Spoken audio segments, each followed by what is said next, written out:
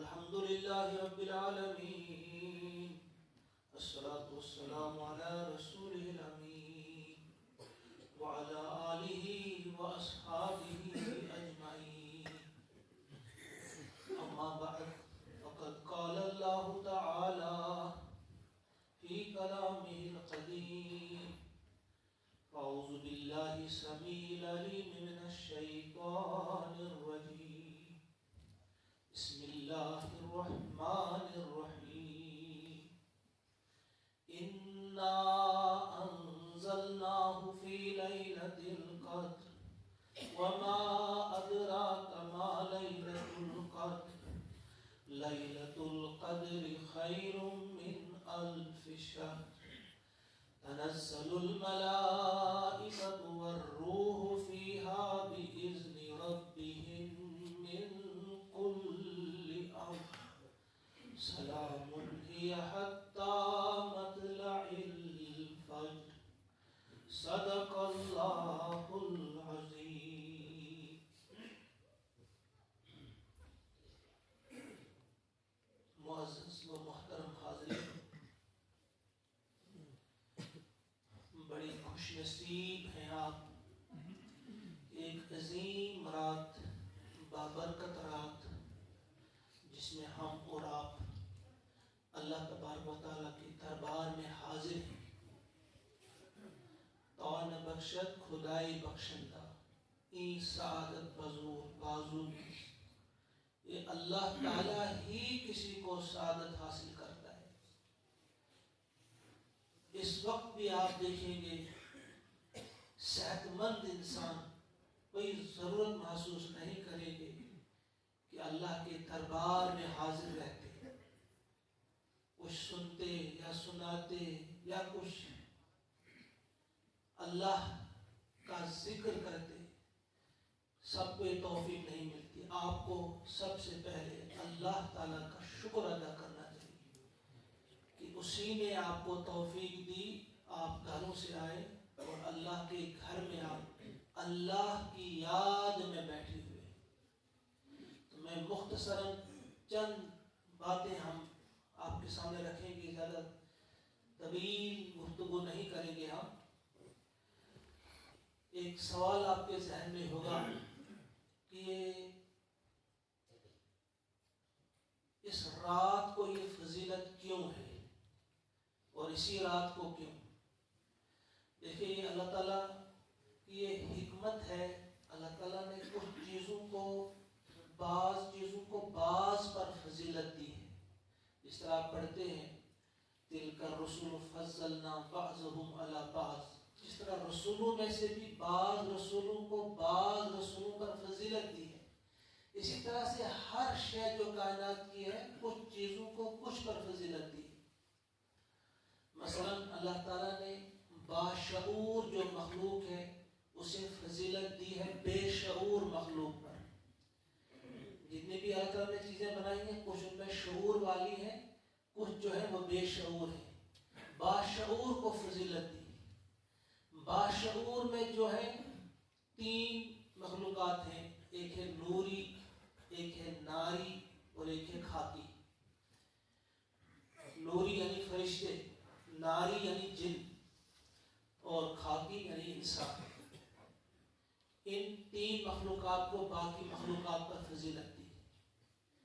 اب آئیے، یہ جو 3 مخلوقات ہیں ان میں سے بھی جو خاکی مخلوق ہے اسے باقی 2 پر فضیلت دی، یعنی انسان کو. اسی لیے فرشتوں سے کہا تھا کہ سجدہ کرو آدم کے آگے.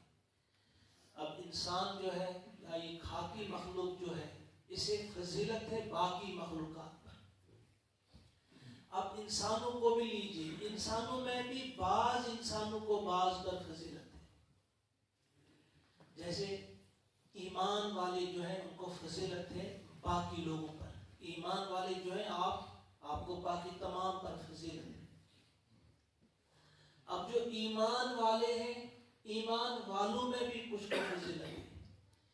ایمان والوں میں جو انبیاء ہیں انہیں عام ایمان والوں پر بھی فضیلت حاصل ہے. انبیاء تقریباً ان کی تعداد کتنی ہے؟ 1,00,000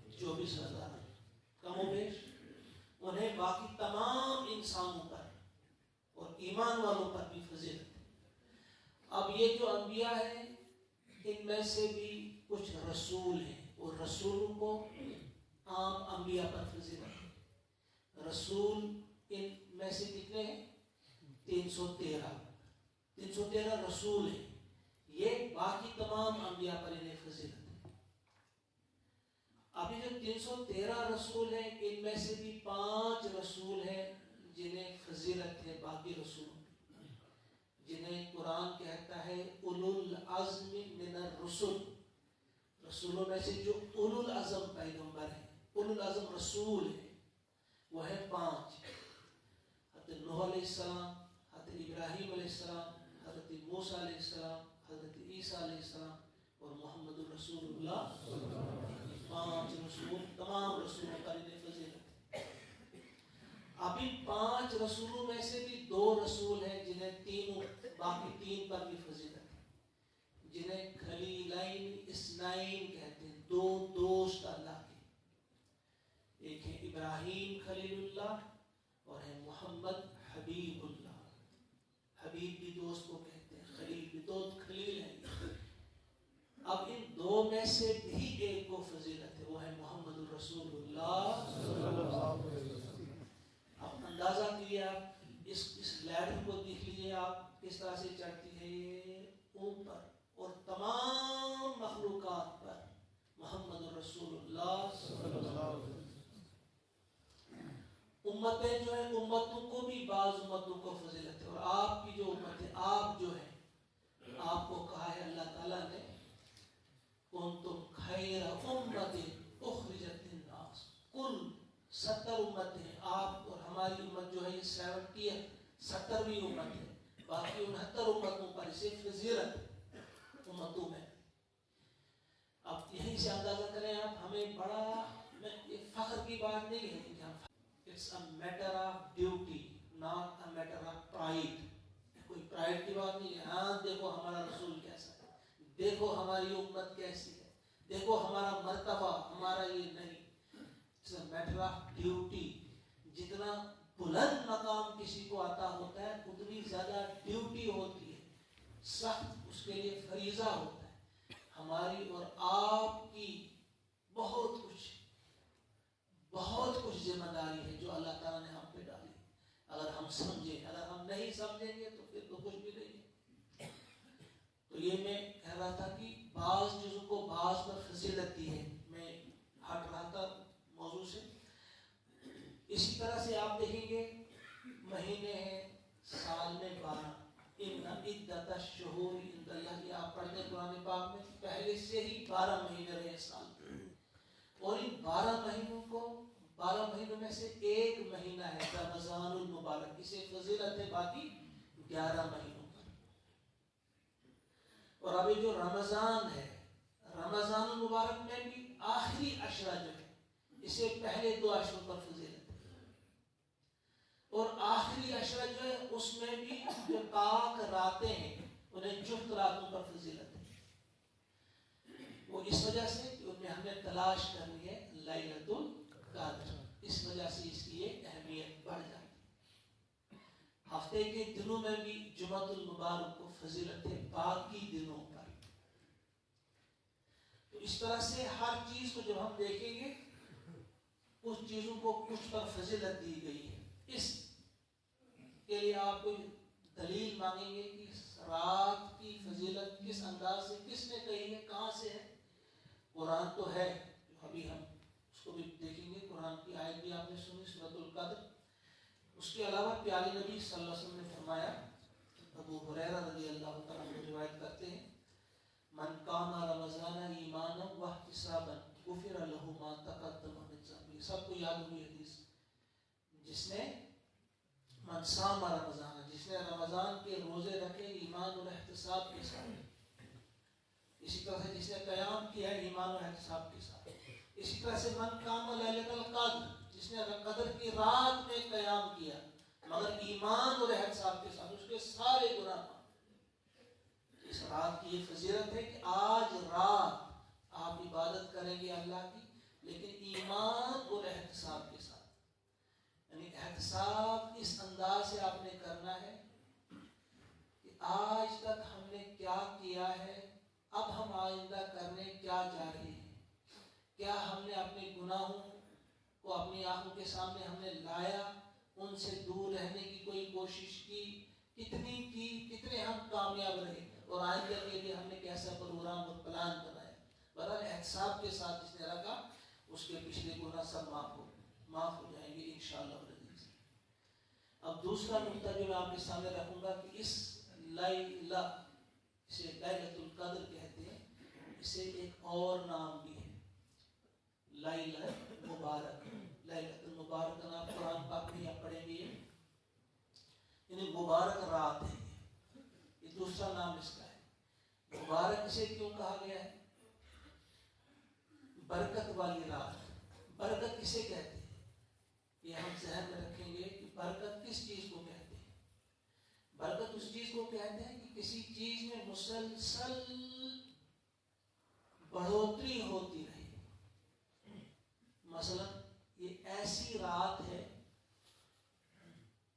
اس میں اگر آپ ایک نیکی کریں گے، گویا آپ نے ایک پودا لگایا، جس طرح پودا آپ لگاتے ہیں وہ بڑھتا رہتا ہے، آپ نے ایک نیکی آج کی تو قیامت تک وہ بڑھتی رہے گی، یعنی اس میں اتنا اجر آپ کو ملے گا کہ وہ بڑھتا ہی رہے گا، ختم نہیں ہوگا۔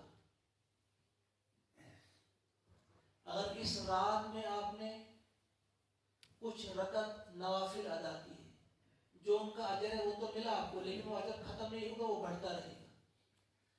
اگر آپ نے اس رات میں اللہ کی راہ میں سونا 1 تولہ دیا، وہ بڑھتا رہے گا۔ قیامت کے دن جب آپ دیکھیں گے یہ پہاڑ ہے سونے کا، اور کہا جائے گا یہ آپ نے صدقہ کیا ہے، تو میں نے کبھی کیا ہے، اتنا سونا تھا کہاں میرے پاس، کہ نہیں فلاں رات میں تم نے یہ سونا دیا تھا۔ کتنا دیا تھا؟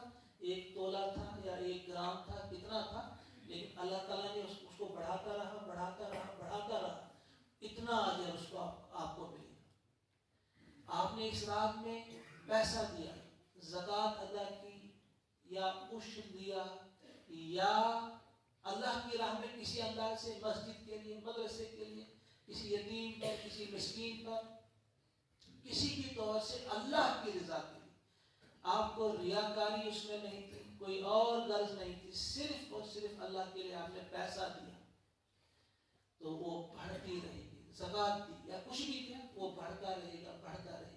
وہاں دیکھیں گے آپ، اتنا تو میں نے دیا لیکن اللہ تعالیٰ نے اسے افزونی عطا کی، تو اس کا ایک نام ہے لیلہ مبارک۔ یہ بابرکت رات ہے، عبادت آپ کسی بھی قسم کی کریں گے وہ بڑھتی رہے گی، وہیں پہ نہیں رہے گی، یہ ہمارے ذہن میں رہے گی۔ اس اعتبار سے بھی عظیم رات ہے۔ اب آگے چلتے ہیں، ہم ایک اکثر جو ہم درود شریف پڑھتے ہیں، اللہم بارک علی محمد وعلی آل محمد، کہتے ہیں برکت دے دے محمد۔ ادھر سے یہ اس سے بھی کیا مراد ہے برکت سے؟ کہ اللہ تعالیٰ کی عزت میں برکت عطا فرما، وہ بڑھتی رہے گی عزت۔ ادھر بھی وہاں بھی جو برکت سے یہی مراد ہے، تو اس رات کو جو برکت ہے اس میں بھی یہ ہے کہ بڑھتی رہے گی آپ کی نیکی۔ جو قدر، لیلۃ القدر، دوسرا نام جو اس کا ہے لیلۃ القدر ہے، قدر کی رات۔ قدر کیا ہوتا ہے؟ قدر کا ایک معنی عزت ہے، رات ہے۔ لیلۃ القدر یہ عزت والی رات ہے۔ دوسرا معنی قدر کے تنگی کے ہے، رات میں فرشتے اس قدر ان کا نزول ہوتا ہے کہ ان کے لیے زمین تنگ آ جاتی ہے۔ آپ سب جانتے ہیں، یہ ہمیں سمجھانے کے لیے بات ہے، ورنہ ایک ہی فرشتہ جو ہے اس سے بھی بڑا ہے پوری دنیا سے۔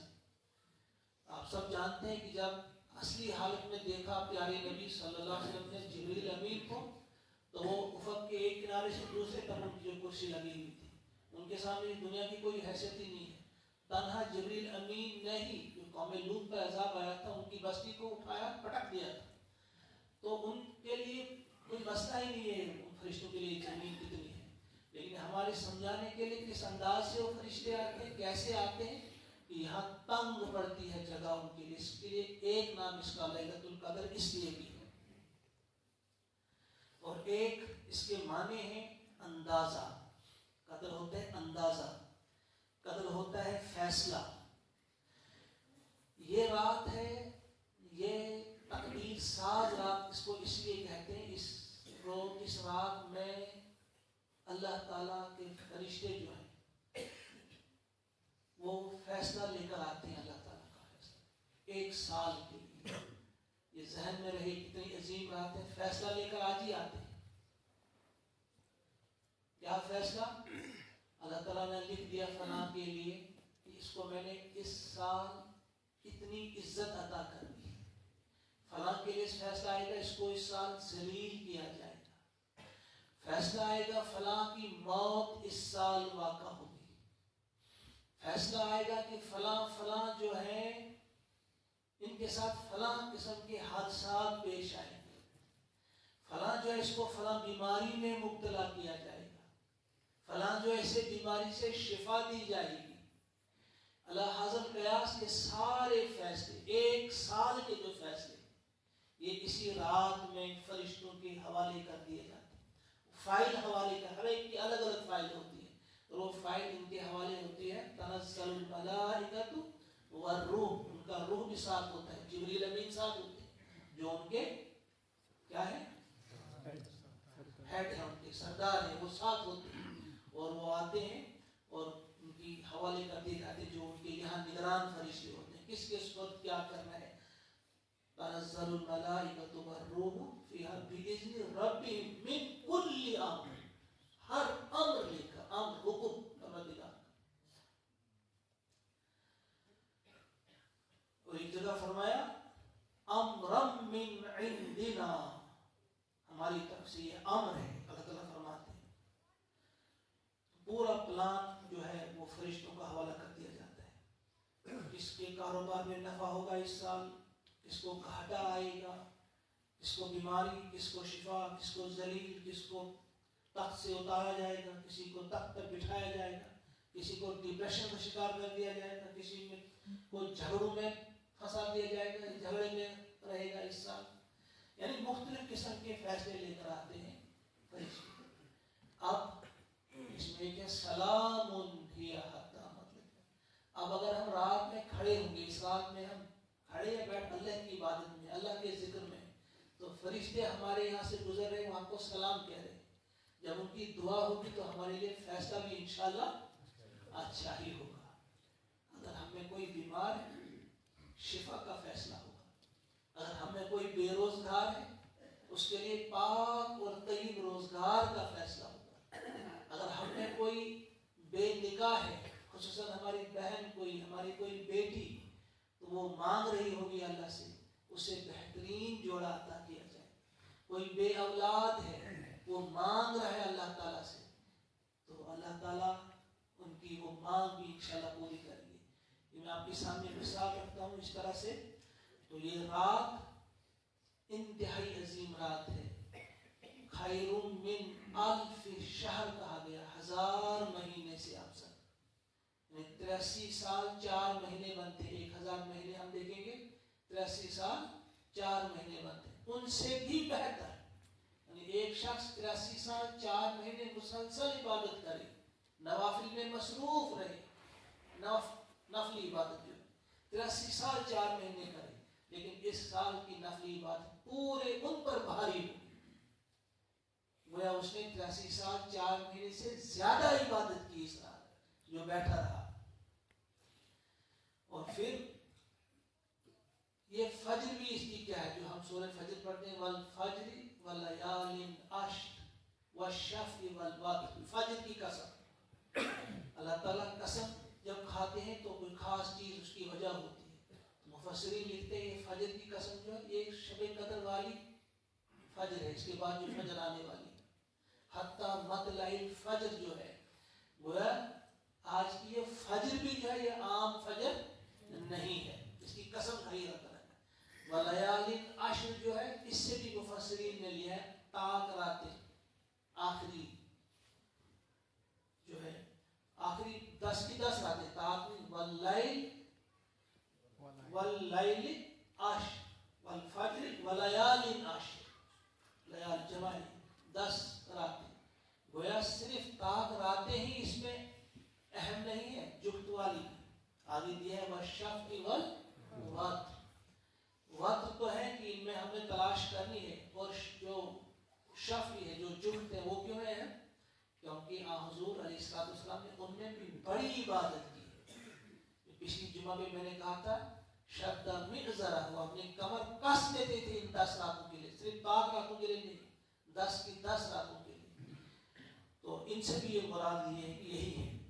تو ہمیں صرف جفت نہیں بلکہ طاق رات، صرف طاق نہیں بلکہ جفت راتوں میں بھی عبادت پر ہمیں اکسایا گیا ہے، ابھارا گیا ہے. تو فرشتے جو اترتے ہیں کیوں اترتے ہیں؟ وہ یاد تازہ کرتے ہیں کہ جس طرح سے قرآن نازل کرنے کے لیے فرشتے آیا کرتے تھے، روح الامین آتے تھے. ایک تو وہ یاد تازہ ہوتی ہے اور پھر وہ امر لے کر آتے ہیں اور ایک دعا کرتے ہیں، وہ سلام سلام سلامتی کی دعا دیتے ہیں آپ کو، آپ کی جان مال ایمان عزت اس کی سلامتی کی دعا آپ کو دیتے ہیں فرشتے. اب ایک سوال اور آپ کے ذہن میں ہوگا کہ ٹھیک ہے یہ رات تھی تو یہ دکھائی کیوں نہیں دی ہمیں کہ فلاں رات تھی، سیدھا بتایا کیوں نہیں گیا؟ جواب تو ابھی محترم ملہ صاحب سے آپ نے سنا، درست جواب ہے، وہی جواب اس کا ہے. لیکن ہمارے ذہن میں یہ رہے کہ پیارے نبی صلی اللہ علیہ وسلم آئے تھے بتانے کے لیے. حضرت عبادہ بن صامت رضی اللہ تعالیٰ عنہ فرماتے ہیں کہ پیارے نبی آئے یہی بتانے کے لیے کہ یہ کون سی رات تھی. اللہ تعالیٰ نے بتا دیا انہیں، لیکن جب باہر آ گئے وہاں دیکھا کہ 2 مسلمان جھگڑا کر رہے تھے، 2 مسلمان آپس میں لڑ رہے تھے. تو اللہ تعالیٰ نے ان کے ذہن سے وہ محو کر دیا، انہیں یاد ہی نہیں رہا کون سی کہی تھی، 23 25 27 یاد نہیں رہا. تو حضور نے پھر سمجھائی یہ بات کہ دیکھو جھگڑے کی نحوست کتنی خطرناک. ایک عظیم بات بتانے جا رہے تھے حضور صلی اللہ علیہ وسلم، مگر جھگڑے کی نحوست کی وجہ سے، اس لیے جھگڑے سے بچنا انتہائی ضروری ہے.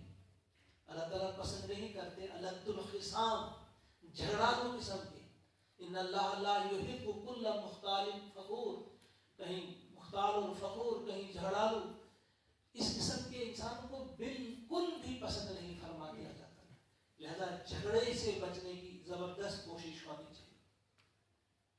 حضور نے فرمایا کہ میں آیا تھا آپ کو یہی بتانے کے لیے، لیکن جھگڑا تھا تو اللہ تعالیٰ نے مجھے میرے ذہن سے آخری طاق راتوں میں تلاش کیا کر. اس کے بعد ایک سوال اور ہوگا آپ کو، ٹھیک ہے اب ایک عظیم رات بھی ہے، بہت کچھ اس میں ملے گا، کیا کریں، کیا مانگے ہم اللہ تعالیٰ سے؟ یہ آپ کا سوال ہوگا کہ ہم اللہ تعالیٰ سے کیا مانگے. تو یہی سوال کیا تھا حضرت عائشہ صدیقہ رضی اللہ تعالیٰ عنہ نے، اس رات میں کیا مانگا جائے.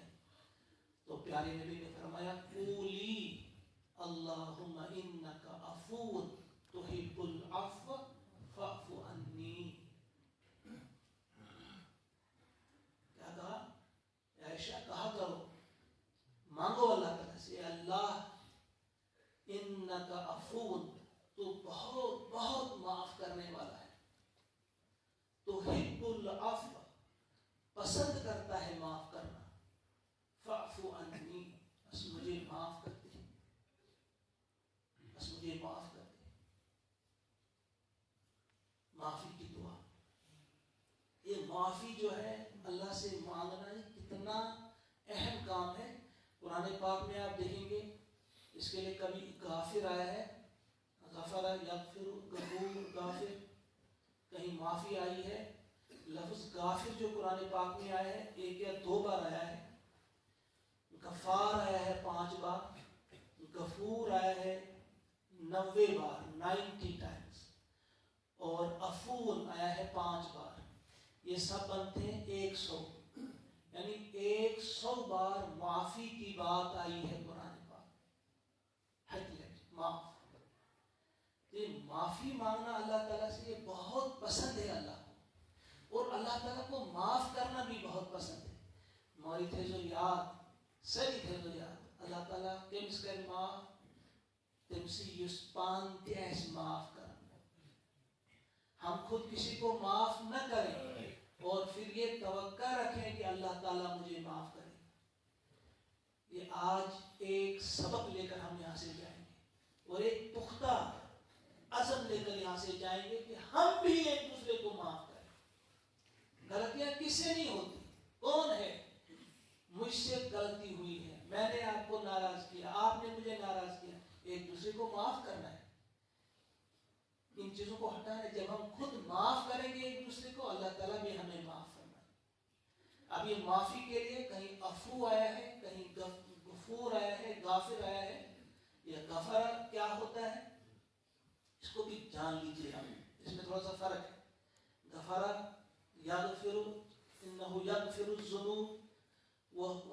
गफूर, वो गफूर है, ये क्या होता है? गफूर होता है असल में पर्दा करना। यानी ये है ना, किताब मेरे हाथ में, इस पे लिखा है, कुछ चीज लिखी है इसमें, हम इस पर पर्दा डाल देंगे, इसको छुपा देंगे, गोया मैं इस वक्त गाफिर बन गया, मैंने इसको ढांक लिया। पर्दा याद होगी सबको हदीस कि अल्लाह तबारक व तआला जब माफ करेंगे, कुछ लोगों को वहां बुलाएंगे जिनको माफ कर दिया होगा, नात ये आ जाओ जरा सामने, कानस्ता ये गुनाह किया था आपने, ये किया था, देखो किया था, या बड़ी गलत है यार, मैंने गुनाह किया था, मैंने वहां भी पर्दा किया था, यहां भी पर्दा किया, किसी को नहीं दिखाएंगे, करीब लाकर कहेंगे कि देखो ये गुनाह आपने किया था।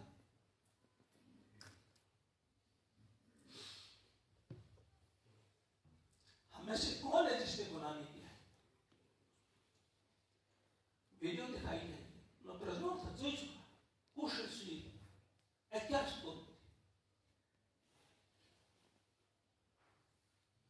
उसको दिखाया जाएगा, उसको पर्दा कर दिया जाएगा, मगर मशी माफ कर, मैं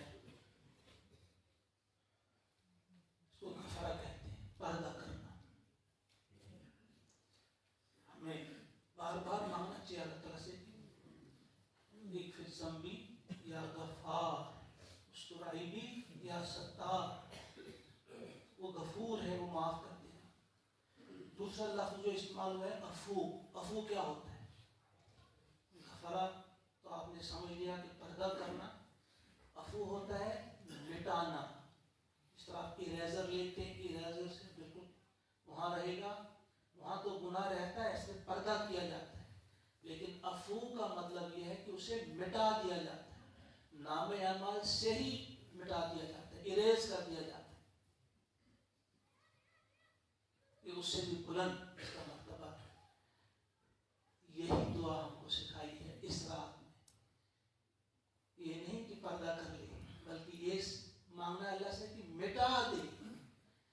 हमारे नामे अमल में बहुत सारी इस किस्म की खताएं होंगी, ब्लंडर्स होंगे, इस किस्म के गुनाह होंगे, तो हम मांगते हैं अल्लाह से, अल्लाह का अफून तो मिटाते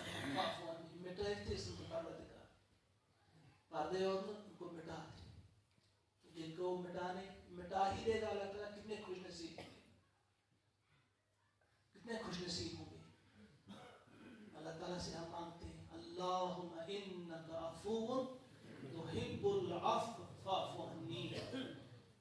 मैंने जरा अल्लाहुम्मा इन्नका अफून तुहिब्बुल अफ़्व फ़अफ़ु अन्नी, अल्लाहुम्मा इन्नका अफून तुहिब्बुल अफ़्व फ़अफ़ु अन्नी, अल्लाहुम्मा इन्नका अफून तुहिब्बुल अफ़्व फ़अफ़ु अन्नी। पर्दा किया जाएगा, कुछ के गुनाह ही मिटा दिए जाएंगे, और कुछ और ज्यादा खुशनसीब होंगे। युबद्दिलुल्लाहु सय्यिआतिहिम हसनात, उनने जितने गुनाह किए होंगे उन गुनाहों को मिटाया नहीं जाएगा, उन गुनाहों को नेकियों में बदल दिया जाएगा। सूरह फुरकान में आप पढ़ते हैं, युबद्दिलुल्लाहु सय्यिआतिहिम हसनात। ये कैसे होगा? एक मिसाल मेरे जहन में आई, पूरी फिट आएगी कि नहीं, अब पूरी अंदाजा करेंगे समझाने के लिए। किसी ऐसी जगह आप हैं जहाँ पानी आपको नहीं मैसर है, पानी तो जिंदगी के लिए बहुत जरूरी है, वाक़ा होने वाली है, पानी नहीं है, पानी मिला लेकिन वो इतना खराब है कि उससे अगर ऐसे बचेंगे भी तो वो गंदा पानी पीकर मौत हो सकती है, बहुत गंदा है पानी। उस गंदे पानी को आप डालते हैं किसी मशीन में, जिस तरह आज एक्वागार्ड वगैरह, तो वो साफ करके आपको ऐसा पानी देता है कि वो आपकी जिंदगी का, वो जिंदगी अता कर सकता है आपको, आपकी जिंदगी बचा सकता है वो पानी। वो पानी ऐसा था कि वो आपकी मौत ले जाती, मौत उससे वाक़ा हो जाती, लेकिन अब उससे आपको जिंदगी मिली। तो यही समझे, गुनाह ऐसे थे कि वो आपको बिल्कुल जहन्नम में झोंक दिया जाता, लेकिन वो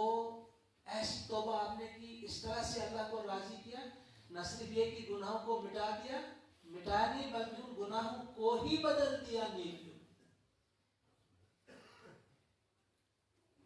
हमें बार बार ये दुआ भी करनी चाहिए, अल्लाह उन्हीं लोगों में हमारा शुमार भी कर, यानी ऐसी हमारी तौबा कबूल फरमा, न सिर्फ ये कि हमारे गुनाहों पे पर्दा फरमाएगा या गुनाहों को मिटाएगा, बल्कि हमारे गुनाहों को ही बदल दे नेकियों में।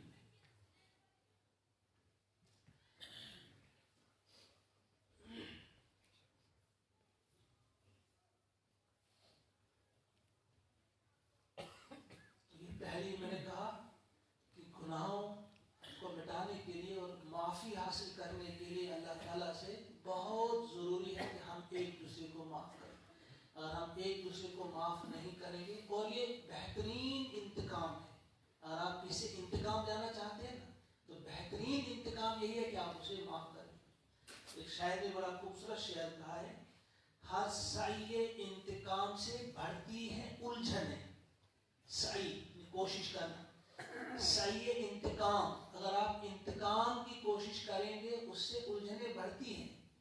हर सही इंतकाम से बढ़ती हैं उलझनें, तस्कीन इंतकाम फकत दर गुजर में। अगर आप इंतकाम जो बदला है उसका तस्कीन अगर चाहते हैं, सुकून अगर आप चाहते हैं, तो वो दरगुजर में, माफ करने में। अगर आप इंतकाम लेने की आपके अंदर वो रहेगी तो इससे क्या होगा? ऐसे समझिए, अगर किसी ने आपके रास्ते में कांटे बिछाए, आप भी बिछाएंगे कांटे, तो पूरा शहर जो है कांटों से भर जाएगा। किसी ने, अब सादा मिसाल हम अक्सर देते हैं, किसी की टांग पे, किसी के कपड़ों पे, कहीं भी कोई गंदगी लग जाती है, पेशाब लग गया, वो पेशाब से नहीं धुला जाएगा, वो पानी से धुला जाएगा। तो लिहाजा ये आप तहिया करके यहाँ से जाएंगे आज कि एक दूसरे को माफ करने वाले या बने इंशाअल्लाह।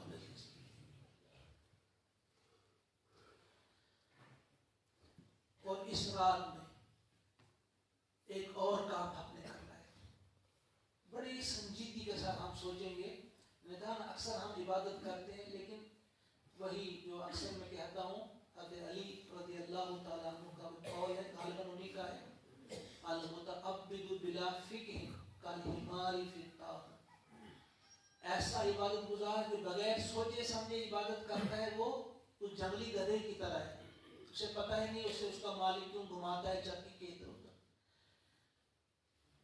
इस रात के बारे में आप सब जानते हैं, हुजूर अलैहिस्सलाम ने फरमाया है कि सबकी मग़फ़िरत होती है, लेकिन 4 लोगों की नहीं।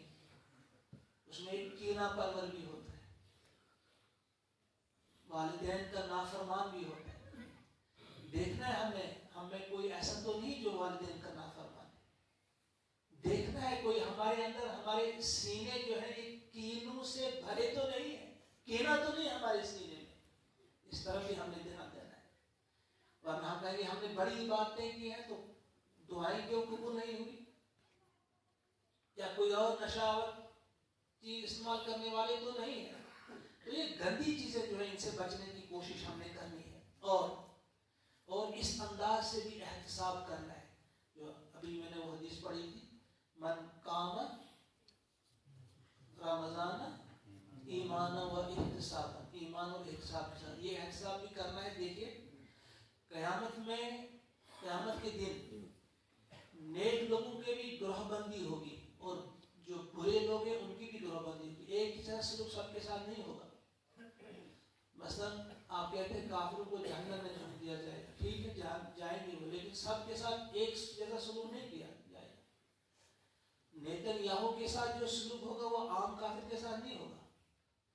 एक काफिर ऐसा है कि जो आपको कोई नुकसान ही नहीं पहुंचाता है, उसका इतना ही नुकसान है, इतनी ही गलती है कि उसने कुफ्र किया।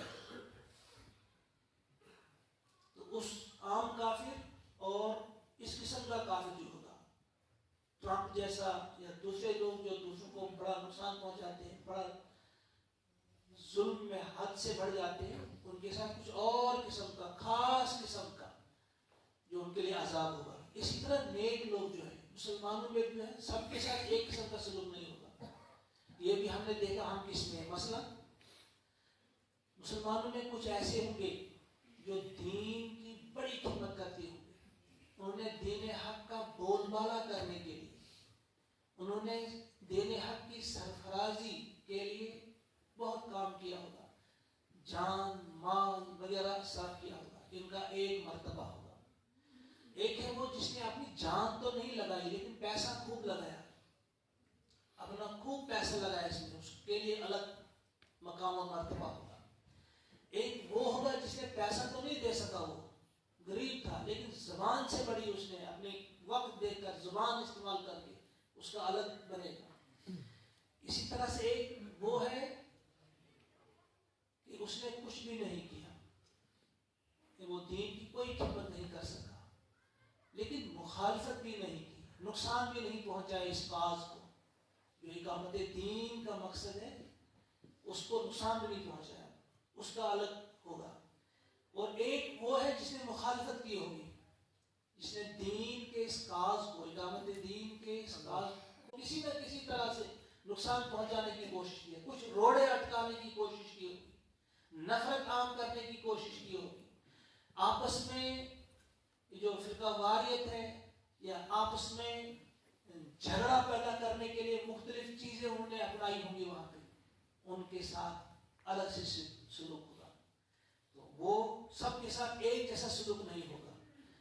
کون کتنا نیک ہے، کس نے کیا کیا ہے، کس قدر کیا ہے، وہ الگ الگ وہاں پہ بنے گی. یہ بھی آج ہم نے دیکھنا ہے ہم کس گروپ میں ہیں.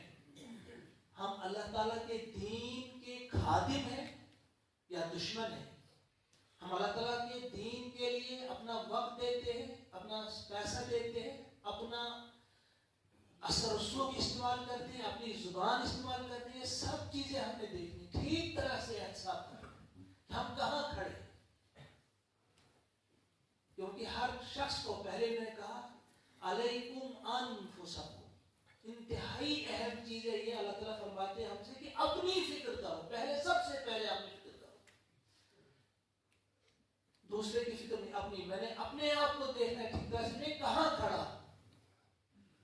اگر میں کچھ نہیں کر سکتا ہوں، کم سے کم اس حد تک تو آ سکتا ہوں کہ میں دشمنوں کی صف میں کھڑا نہ ہو جاؤں کم سے کم. تو یہ چیزیں یہ ہم نے دیکھنی ہے. اب ان سب کو سامنے رکھ کر کیا کرنا ہے، لاسٹ میں اب کنکلوڈ کر رہا ہوں، کیا کرنا ہے ہم نے اس رات میں. خاص جو معافی تو مانگنی ہے، اللہ تبارک و تعالیٰ کے دربار میں ہم نے آنسو بہانے ہیں. آج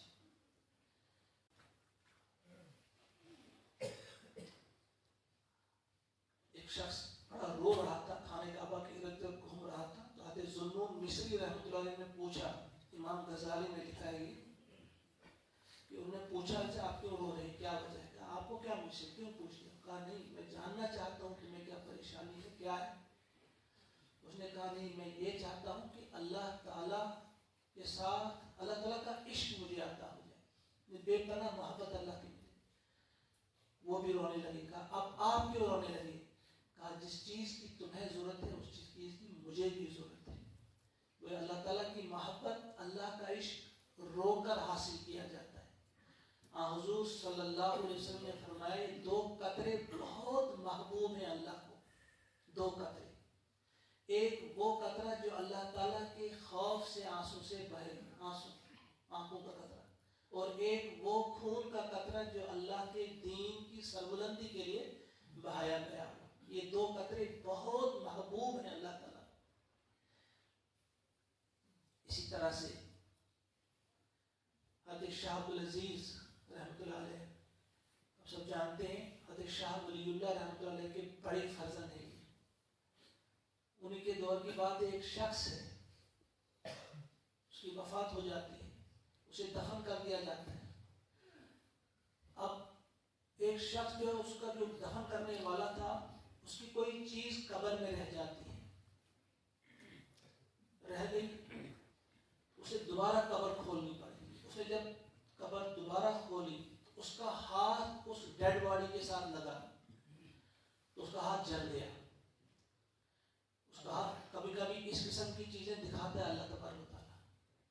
یہ عام انسان نے نہیں لکھا، یہ شاہ عبد العزیز جو بہت بڑے محدث اور بہت بڑے مفسر ہیں، شاہ ولی اللہ کے بڑے فرزند، انہوں نے لکھا یہ، ان کا ہاتھ جل گیا جب وہ باہر آ گئے. بڑی کوشش کی ڈاکٹرز کے پاس، دیسی علاج، کبھی کسی ایک کے پاس، دوسرے کے پاس، کسی نے کہا کہ شاہ عبد العزیز کے پاس جائیں.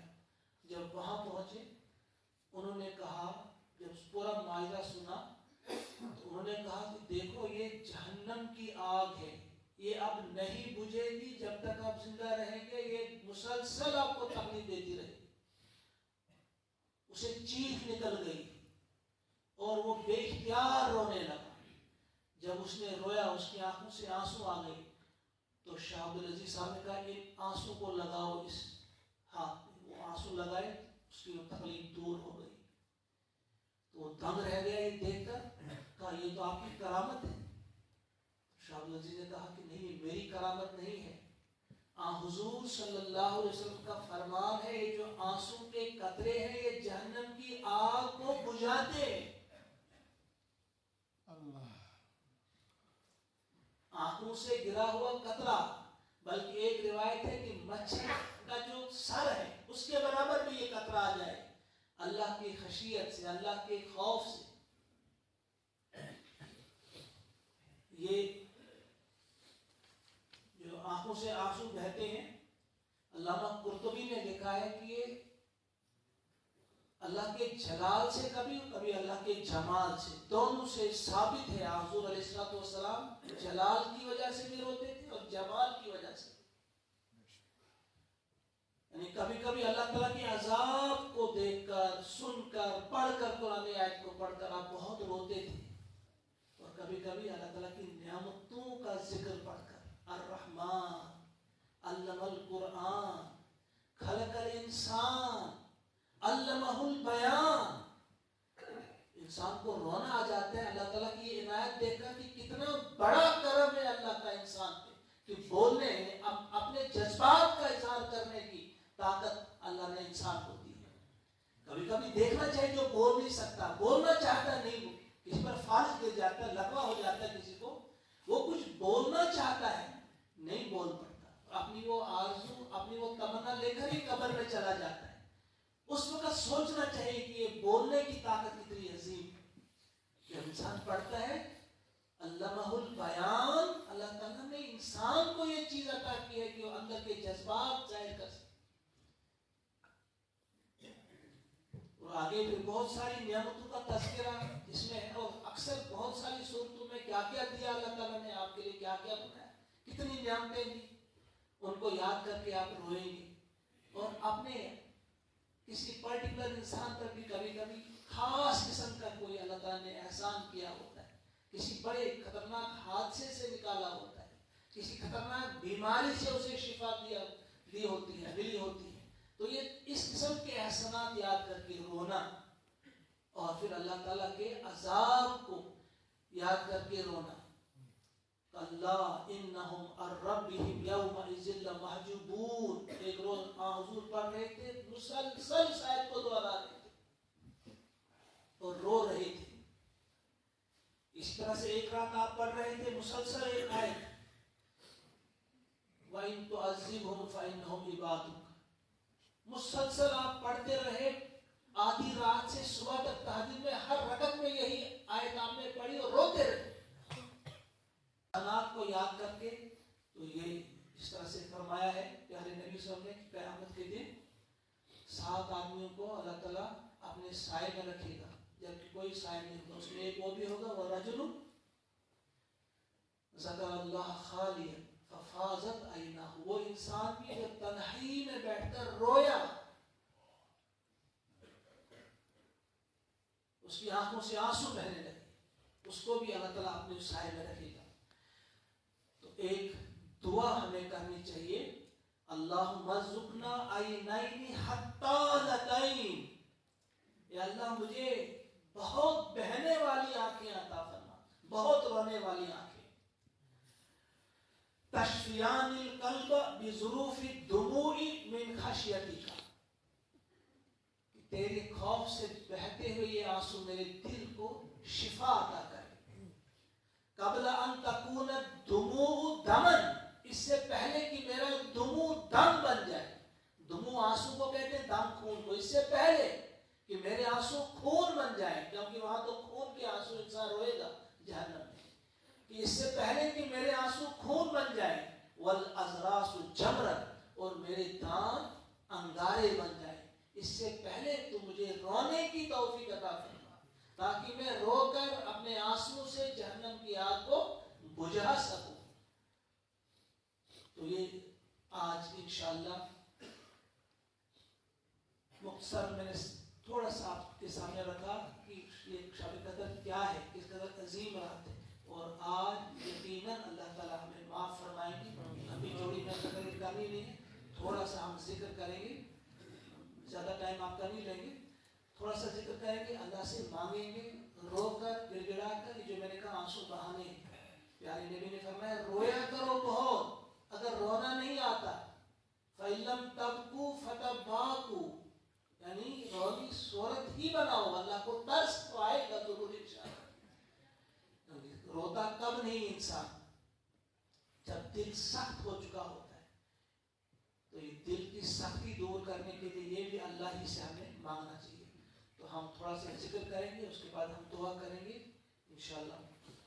یہ کہ تو لائٹ کرو بند، کرو بند.